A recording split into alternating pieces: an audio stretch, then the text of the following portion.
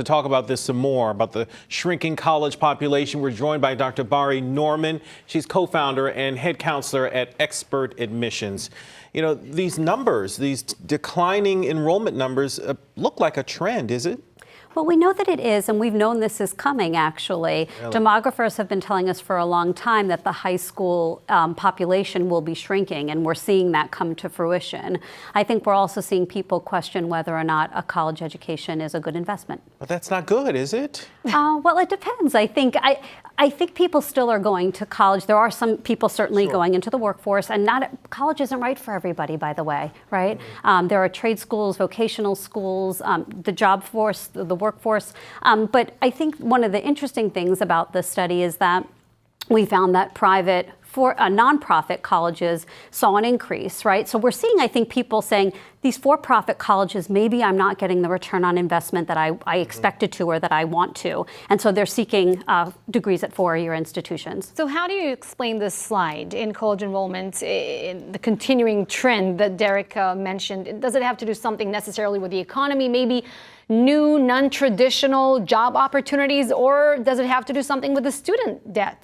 I think it's a little bit of everything. I think we know that there's a student loan crisis in this country. With for-profit colleges, we've seen lawsuits come up where they're saddling students with a lot of debt and students are not able to get out of it. So this is a particular issue. So not surprising that for-profit colleges are seeing the biggest decreases, and encouraging, in fact, that other schools are seeing the increase.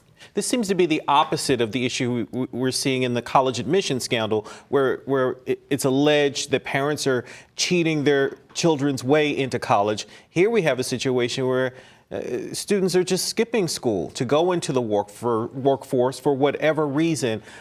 Either one is not good, though, I would think. I mean, we want a college-educated workforce because that contributes to the economy, doesn't it? I mean, more so than skilled jobs and trade jobs, right? I think it's a mix, actually. I really, truly don't think college is for everybody. And not every profession needs a college degree. I'm not saying that it couldn't necessarily help somebody, but is it necessary? Is it a worthwhile investment? We know, you mentioned the college admission scandal and the more selective colleges.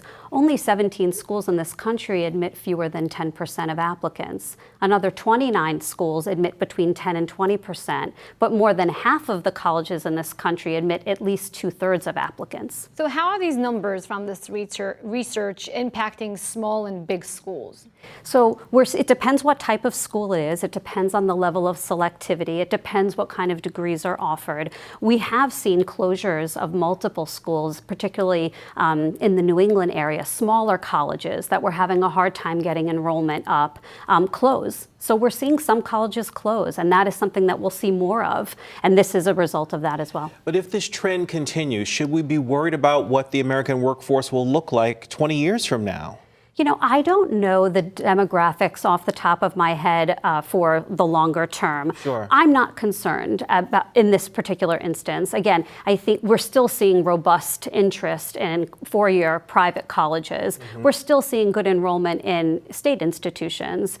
We are seeing the decline in the for-profit world, though. Is it a unique phenomena, this trend here in the U.S.? I don't want to put you on the spot, but is it part of a larger trend that maybe we're seeing in other Western countries? Well, we have such a peculiar system here, right? We're the only ones in the world that have this holistic admissions process that's not particularly straightforward, and it's very confusing to people. So we're just, I think, in our own sort of ether in that regard. By the way, are more American students going now to study in other places, like in Europe, in Australia, than previously? I don't know that. Because that might be one variable that affects that. I don't know the statistics for sure, but given the cost of American higher education, it is certainly an attractive option for many people. Whether or not they're doing it, I'm not sure about the numbers.